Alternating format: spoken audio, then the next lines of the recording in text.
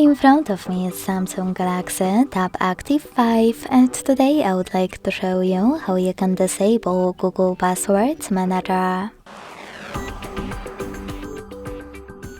Begin by opening Settings and scrolling down to access Google. Then tap on Autofill, Autofill with Google, and blue switcher next to Use Autofill with Google. As you can see, after that my switcher and all of those features turned grey, which means that autofill is definitely off. Thanks so much for watching. If you enjoyed this video, don't forget to leave a like, comment and subscribe. Bye!